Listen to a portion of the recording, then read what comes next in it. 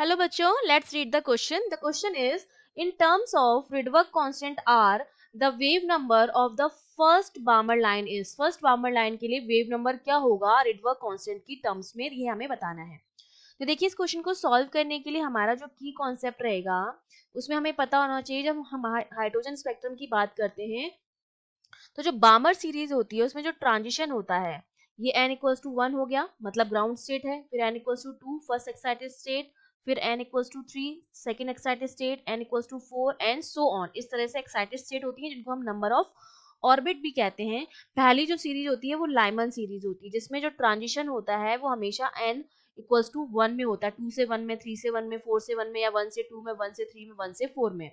दूसरी हमारी होती है बामर सीरीज. बामर सीरीज के लिए n1 की जो वैल्यू होती है वो 2 होती है. ठीक है, तो 3 से 1 में हो सकता है, 4 से 1 में हो सकता है, 5 से 1 में हो सकता है. ठीक है, अगर यहाँ पे n इक्वल्स टू 5 है तो इस तरह से मतलब इसमें जो ट्रांजिशन होता है वो हमेशा n इक्वल्स टू 2 में होता है. ठीक है, या तो यहाँ से जाएगा इस तरह से या इसमें आएगा. तो बामर सीरीज के लिए n1 जो है वो आपका 2 होता है और n2 जो है वो 3, 4, 5 एंड सो ऑन हो सकता है.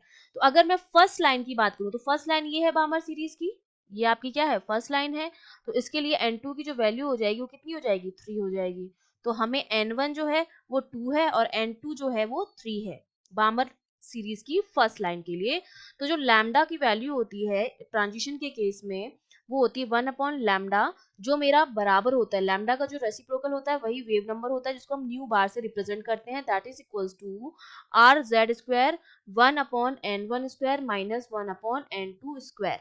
ठीक है, तो अब ये हाइड्रोजन स्पेक्ट्रम के लिए होता है तो जेड एटॉमिक नंबर है वो तो हमारा 1 हो गया. तो यहाँ से न्यू बार की जो वैल्यू आ गई वो आ गई आर 1 अपॉन n1 की वैल्यू जो है वो 2 है, 2 का स्क्वायर माइनस 1 अपॉन n2 3 है तो 3 का स्क्वायर. तो न्यू बार जो मेरा हो जाएगा आर 1 अपॉन 4 माइनस 1 अपॉन 9. ये वैल्यूज रख के हम इसको क्या करेंगे सॉल्व करेंगे. तो न्यू बार की जो वैल्यू हो जाएगी हमारे पास हो जाएगी आर, ये यहाँ पर हो जाएगा 4 और 9 विच इज 36 और यहाँ पे आपका हो जाएगा 9 माइनस 4. ठीक है, तो न्यू बार की जो वैल्यू आ गई हमारे पास कितनी आ गई 5r/36. तो हमारे पास वेव नंबर जो आ गया बामर सीरीज की फर्स्ट लाइन के लिए कितना आ गया 5r/36. That means C option is correct.